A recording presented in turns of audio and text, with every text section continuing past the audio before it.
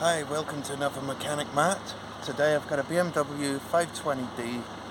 This is a 2010 plate. This one has a real bad judder. When you hit the brake pedal starts bouncing over 40 miles an hour. You really feel it. And I've shown this before, but what I've got is a little clamp on there. The engine's running with it in park, not in park, I mean the engine's running in neutral. Got the clamp on there, lightly pressing on the brake. And the idea of that is, when I turn the wheel, it's got a tight bit, and it's roughly when the valve, in this case, I always look where the valve is. And in this case, it's quite easy to turn it until it gets to the top there, and then it goes really tight. Right, and do it again, and at the top. And you can turn it by hand. So that's how you check. If you don't have brake rollers, that's how you can check. The other side's not as bad, but this side's bad enough, so I've got the disc and pads, so I'll do the job and show you what it's like when I finish. But it's just one way how to check. You can also check for an imbalance. If this side is nice and just starting to touch the brakes, so they're both free at the same time when that pedal's off, but then you put the pedal presser on and you work the pedal and push it down a little bit. You want them to gradually hold the brakes, and then when you pump it a bit more, you want it to fully hold them about the same time. Gives you an idea of how to check for balance. I've said that in a video in the past, but it was a bit rushed, that video. So this explains it a bit better. So if I go to the other side, I'd expect them to start to lock up at the same time. And there's that valve at the bottom, and it goes tight at the top. And the other side's not as bad.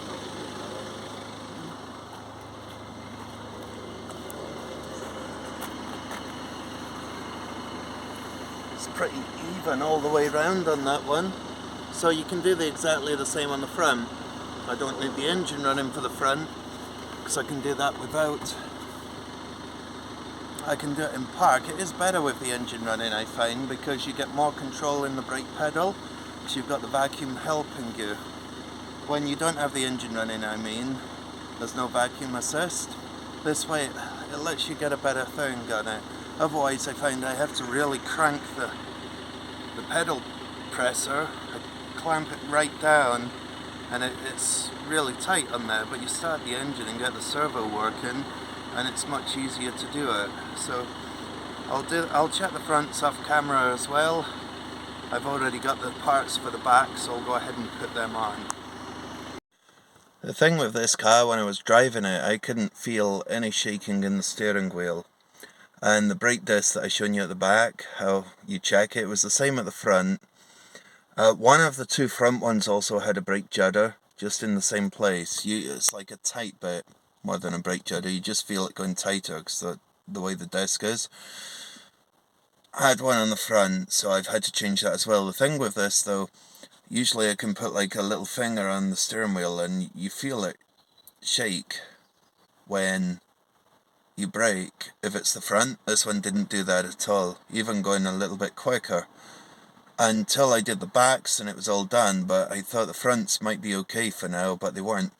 They needed, when I lifted it up, I could feel the tight bit when I was spinning the wheel in one of the two front discs.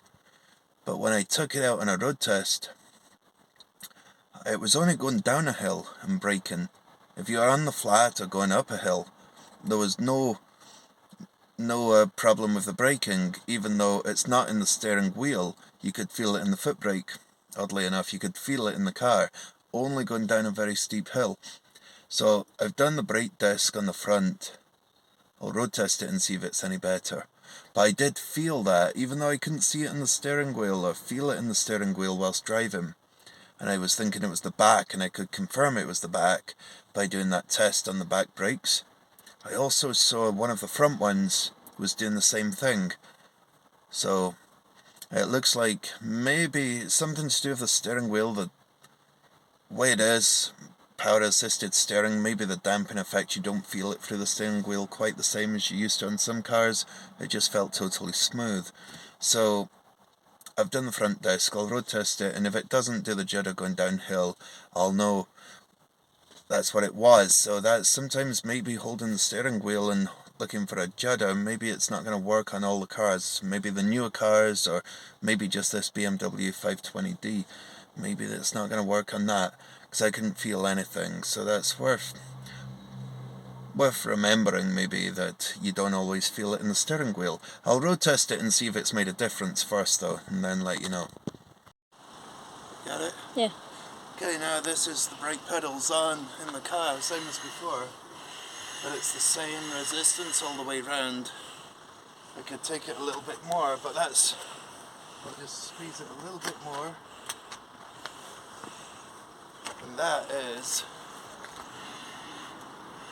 a little bit more resistance, but it's not got that really tight bit, and that's what we were checking before. That's gone. So hopefully this is helpful to somebody. Thanks for watching.